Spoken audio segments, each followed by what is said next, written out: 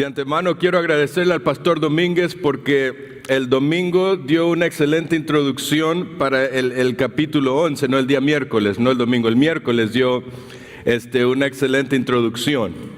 Y si usted no está siguiendo los estudios 5x5x5, haga clic en Zoom, en el link de Zoom y diga yo estoy presente y escuche los estudios, ¿no? A través del 5x5x5 estamos leyendo el libro de Isaías y el capítulo 11 fue un capítulo que a mí también me llamó la atención. Y el título de esta mañana, del mensaje de esta mañana es lo que fue, será. Lo que fue, será. Me llama la atención preguntas que personas muchas veces hacen cuando se refieren a Dios, especialmente personas que están luchando con tomar una decisión o personas que interiormente hay un conflicto de creer. Muchas veces hacen la pregunta, si Dios es un Dios de amor, ¿por qué es que uno ve tanto odio y existe tanta cosa mala, tanta cosa perversa que pasa a nuestro alrededor? Si Dios es un Dios de paz, entonces ¿por qué tenemos tantos conflictos? Es increíble cuando uno prende la tele para ver las noticias, la cantidad de personas que mueren todos los días, y no vamos a decir en el mundo, aquí en nuestra ciudad de Houston. Saliendo de un partido de béisbol se enojó y de un balazo y mató a un chico. Y hay tantas noticias que podemos ver. Y que como la novia de otro mató al hijo y lo fue a esconder a no sé dónde. Y hay muchas personas que dicen, bueno, si Dios es real, entonces ¿por qué pasan todas esas cosas? Y sabes, el título de esta mañana, como te dije, es lo que fue, será. Porque cuando hablamos acerca de Dios y queremos entender mejor la Biblia, tenemos que entender que Dios, como lo decía Dani la semana pasada, es un Dios que ha buscado relacionarse en cada momento con su creación. Dios nunca ha sido un Dios distante. Dios siempre ha sido un Dios cercano.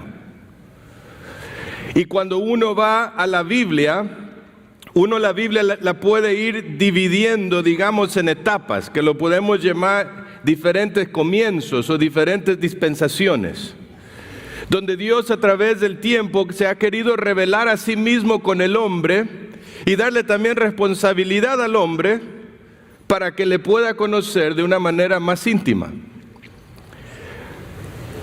Ahora, cuando uno piensa en estos inicios, en primer lugar, uno puede ir al libro de Génesis y la mayor parte del libro de Génesis o el libro de Génesis nos muestra por lo menos 4 inicios. Nos lleva al huerto del Edén, donde Dios había creado un mundo que fue sumamente bueno, en gran manera bueno, dice Dios, donde colocó al hombre por primera vez sobre la tierra, le dio vida. Creó al hombre a su imagen y semejanza. Y le dijo al hombre, todo esto que yo he creado es tuyo, disfrútalo, cuídalo. Solamente una cosa te pido.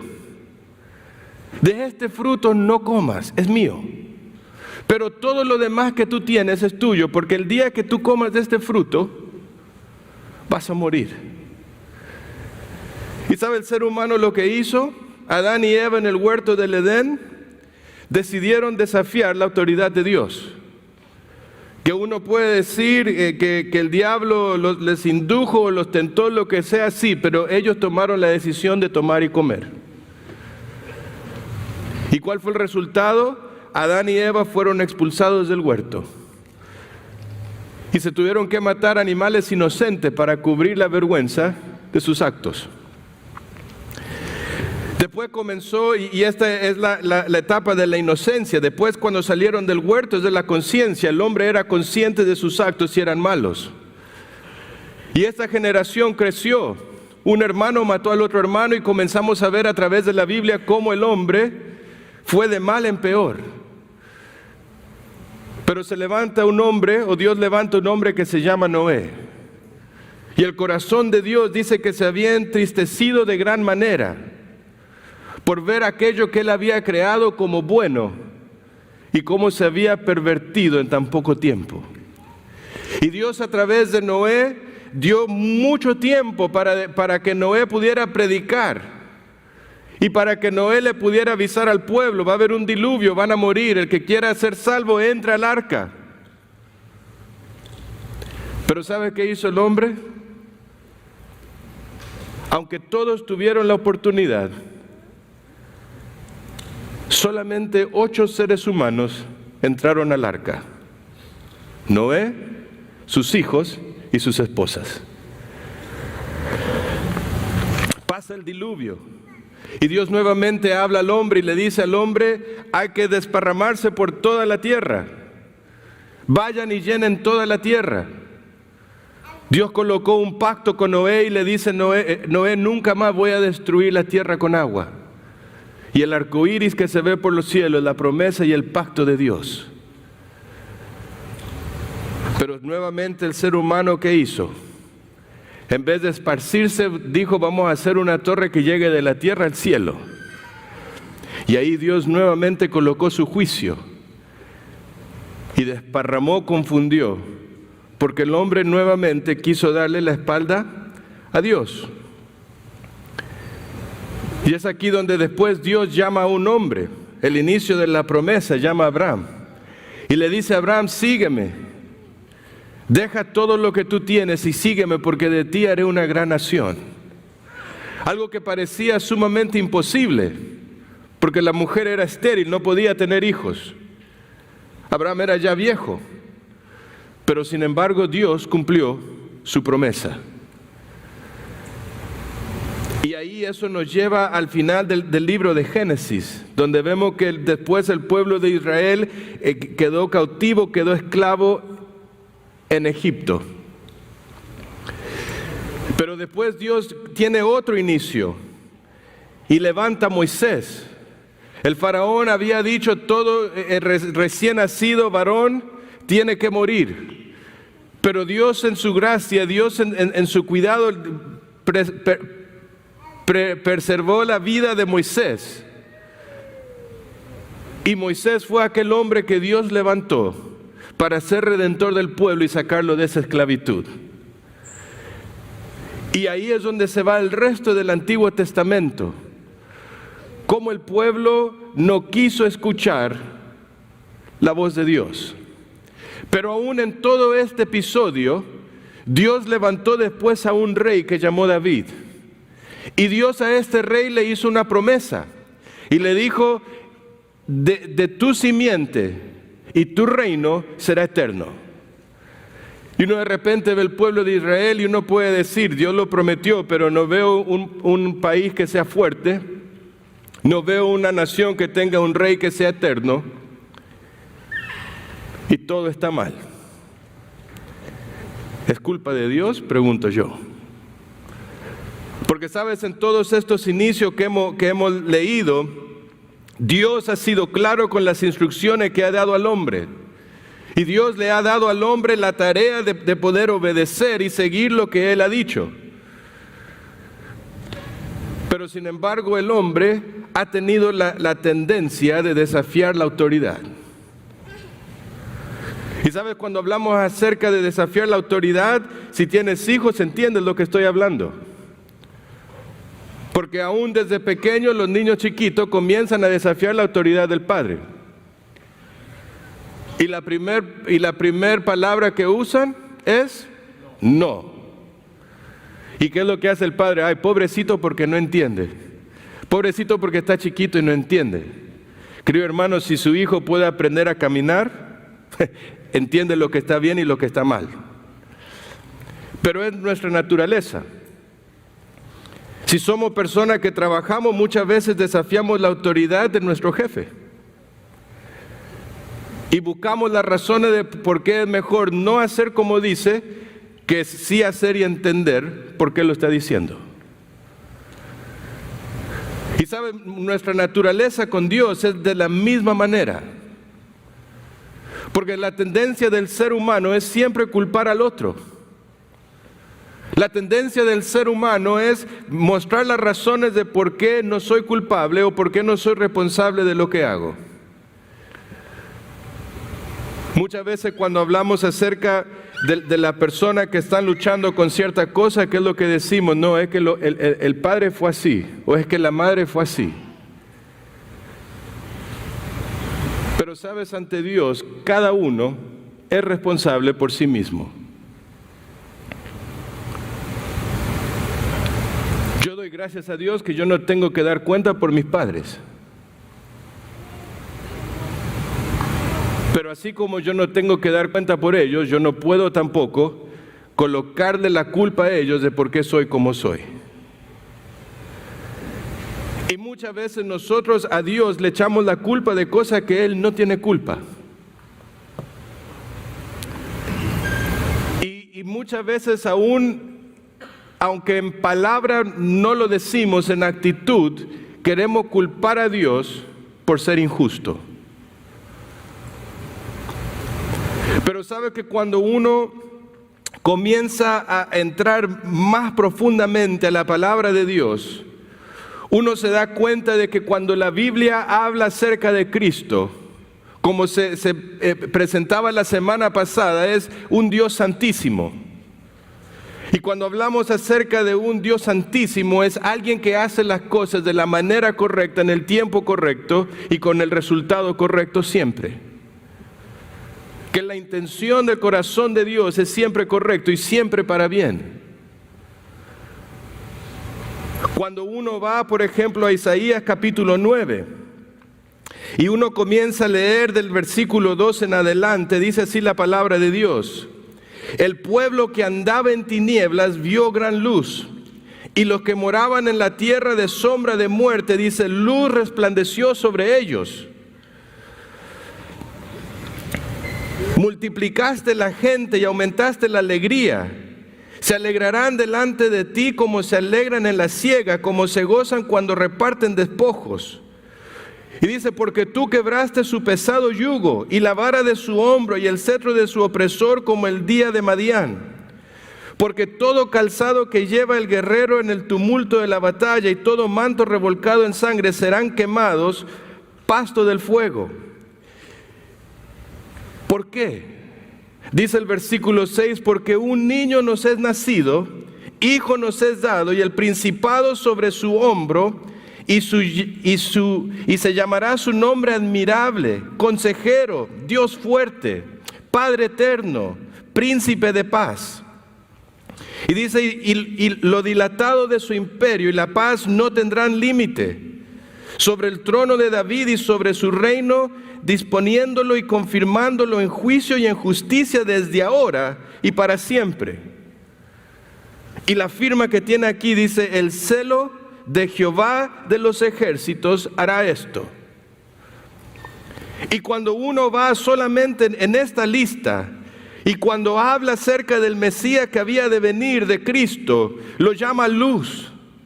Porque dice, el pueblo estaba en tinieblas y cuando conoció a Él, aquello que era oscuro, de repente lo pudieron entender. Lo llama fuente de gozo. Dice, Jesús es libertad, es admirable, es consejero, es Dios fuerte. Es Dios, es Padre eterno, es príncipe de paz, es sin límites, es juez justo, es eterno. Y Él es celoso por cumplir su promesa. Y cuando yo veo estas características de Dios, son cosas que suplen la necesidad particular de cada hombre. Cuando yo entiendo que si estoy perdido y necesito dirección, Él es mi fuente de luz. Lámpara es a mis pies tu palabra. Cuando no sé qué hacer, cuando estoy triste, Él es esa fuente de gozo. Porque entiendo que su nombre está sobre las circunstancias que muchas veces oprimen y me mantienen agobiado, que me mantienen con el corazón pesado. Dios está sobre eso. Cuando entiendo que aunque las cosas tenga hábitos o cosas que me tienen atado, conociendo la verdad, dice, la verdad os hará libres. Que cuando yo miro la persona de Jesús y no sé qué hacer, Él es consejero. Su palabra es aquello que me alienta, que me guía, que me dice lo que sí y lo que no. Y aun cuando estoy mal, me enseña cómo corregirlo. Porque cuando hablamos acerca de Dios, es un Dios fuerte, un Dios que no tiene imposibles, un Dios de lo cual nada lo puede detener, ni aun tú y yo. Y cuando hablamos acerca de Dios, es un Dios que es justo.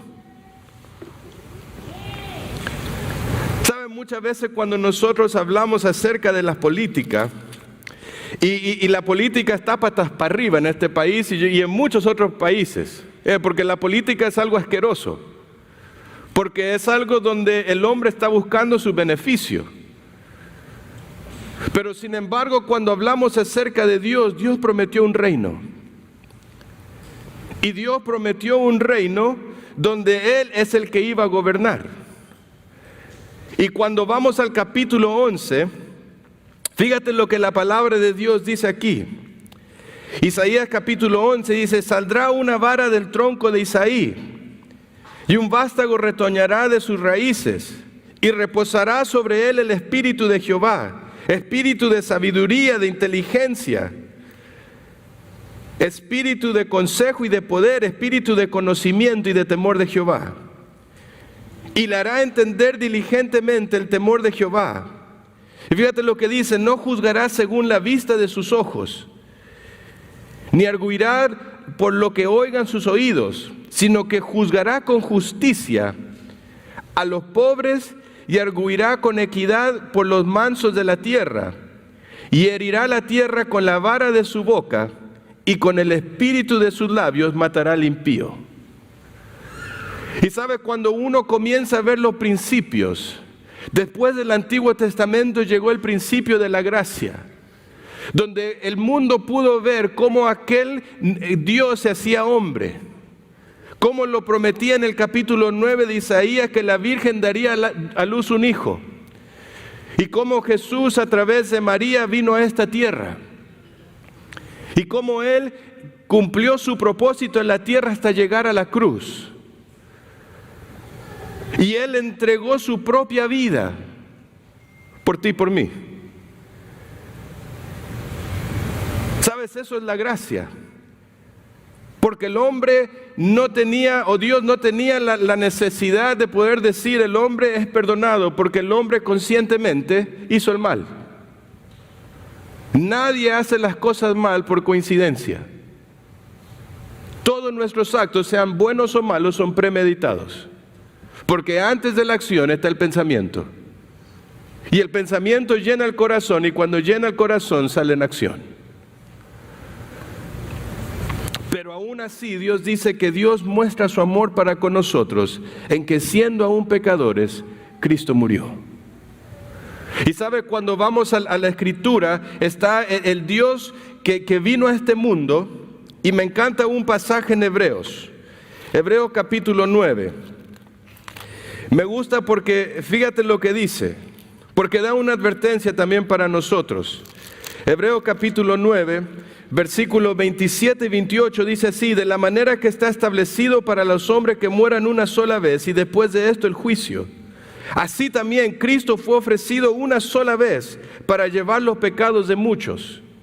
Y cuando aquí dice muchos, ¿por qué dice muchos y no todos? Porque hubo quienes que quisieron creer y quienes no. ¿Tú estás en uno de esos? ¿En cuál? Y dice después, y aparecerá por segunda vez sin relación con el pecado para salvar a los que le esperan. Y sabe, cuando habla acerca de la segunda venida de Dios, es cuando Él viene para poder instalar su reino por 1000 años. Pero eso quiere decir que antes ya hubo un juicio en la tierra, donde Dios se llevará a todos aquellos que decidieron creer y confiar en Él. Ahora, ¿cómo será el reino de Dios? Fíjate cómo continúa el capítulo 11. Dice, morará el lobo con el cordero, y el leopardo con el cabrito se acostará, el becerro y el león y la bestia doméstica andarán juntos, y un niño los pastoreará. La vaca y la osa pasarán, sus crías se echarán juntas, y el león como el buey comerán la paja. Y el niño de pecho jugará sobre la cueva del áspid, y el recién destetado extenderá su mano sobre la caverna de la víbora. No harán mal, ni dañarán en todo mi santo monte, porque la tierra será llena del conocimiento de Jehová, como las aguas cubren la mar. ¿No te gustaría a ti ser testigo de ese reino de Dios? Uno dice absolutamente. Quisiéramos vivir ya en esos momentos, donde pudiéramos estar, como dice aquí, un niño poder jugar con la serpiente. Muchas veces no lo dejamos ni jugar con el perro del vecino por temor de que lo muerda. Pero acá en este reino, ¿qué es lo que dice? La justicia de Dios gobernará. El conocimiento de Dios, de eso será lleno la tierra. Y no habrá necesidad del temor del mal. Y uno dice, si yo viviera en un tiempo como ese, yo creería en Dios. Pero ¿sabe qué es lo triste? Que la Biblia dice que después de que pase estos 1000 años, que Satanás será suelto. Y personas que presenciaron esto, nuevamente irán en contra de Dios. ¿Y sabe qué nos da a entender eso? Que no son las circunstancias. Es la condición de tu corazón y mi corazón. Y en esta mañana a mí me gustaría terminar leyendo 2 cosas.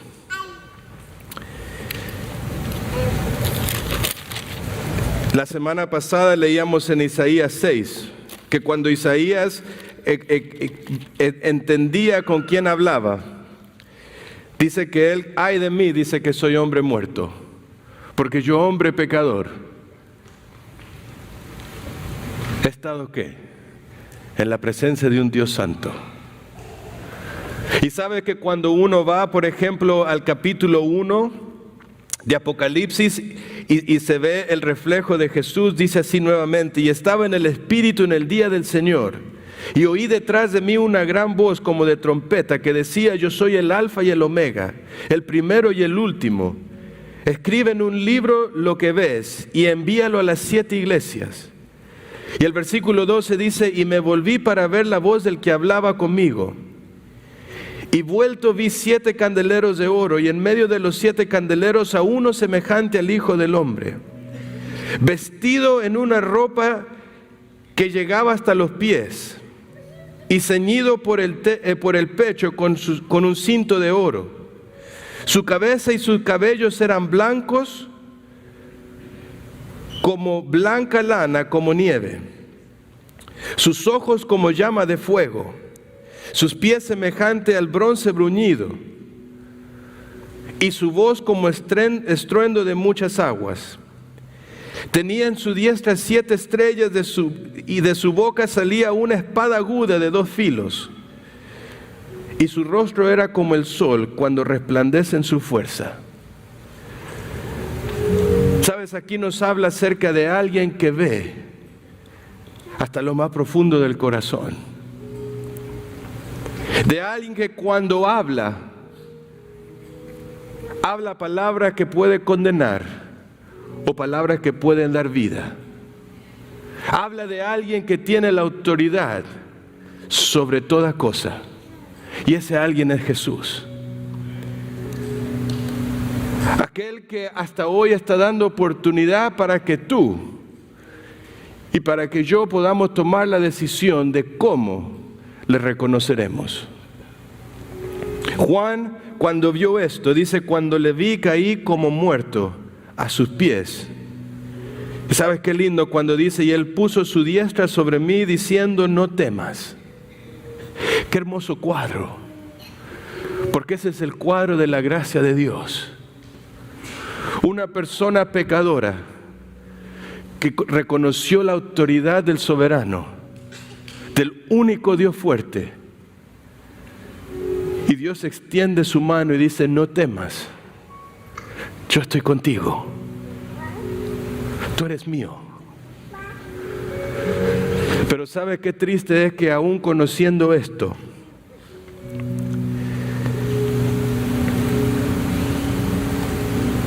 muchas veces el ser humano decidimos actuar con soberbia? No creemos autosuficientes. Nos acercamos a Dios con altivez del corazón. Y más que reconocer nuestra falta delante de Dios, colocamos argumentos de por qué soy como soy. Colocamos argumentos de por qué Él es injusto y por qué no quiero creer. Colocamos argumentos que la gente a nuestro alrededor no me permite. Querido hermano, ante el juicio de Dios estarán solamente dos personas. Estará Dios y estarás tú. Y es nuestra decisión hoy cómo reaccionamos ante su autoridad. Aquel que dice la Biblia que gobernará con justicia, que ve lo más profundo de tu corazón,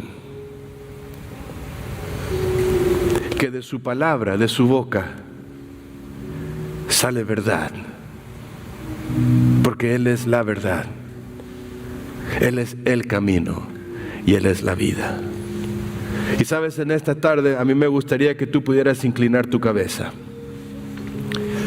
porque cuando hablamos acerca de la autoridad de Dios es sobre todos. La aceptemos o no la aceptemos, la autoridad de Dios es sobre todo. Y sabes, si hoy tú estás pasando un momento donde has estado luchando porque no puedes reconocer las características que hablamos acerca de Él,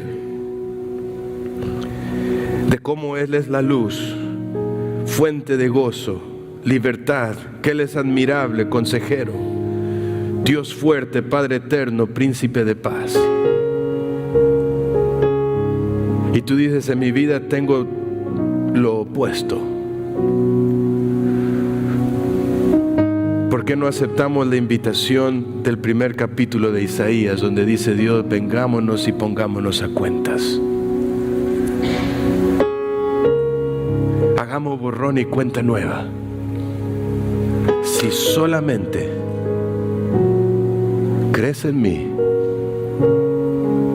y me reconoces como tu Salvador.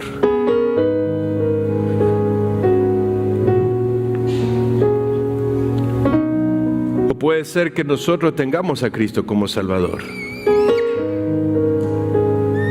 pero que realmente el señorío de Él no es evidente en nuestra vida. Hemos perdido el gozo. Hemos entrado en ciclos viciosos de malos hábitos. Dios lo conoce. Dios lo perdona. Y Dios reconstruye. Amado Dios, gracias, Padre, por esta tarde. Gracias, Señor, porque lo que fue será. Y gracias porque usted desde un inicio buscó tener una relación con nosotros. Y Padre, le pido que usted en esta tarde pueda obrar en nuestro corazón. Gracias porque usted nos advierte del porvenir, pero usted nos ha dado y nos ha prometido una salida. Gracias porque hoy podemos confiar en Cristo y entregar nuestra vida y depositar nuestra confianza y escuchar esa voz que dice, no temas. Y Padre, si en esta tarde hay personas aquí que no le conocen, que hoy pueda ser el gran día de salvación, donde puedan decir: yo quiero reconocer a Cristo como mi Salvador. Haga usted la obra en el corazón y de los frutos en su vida. En el nombre de Cristo Jesús. Amén. Gracias por su atención en esta tarde. Y si hay alguien que necesita orar o hablar o necesita ayuda, acá estamos los pastores, hay ujieres que quieren orar contigo. Recuerda, fue Jesús quien extendió la mano y dijo: no temas. Pero cuando el hombre estuvo dispuesto a reconocer su autoridad. Que Dios te bendiga y que tengas una linda semana. Amén.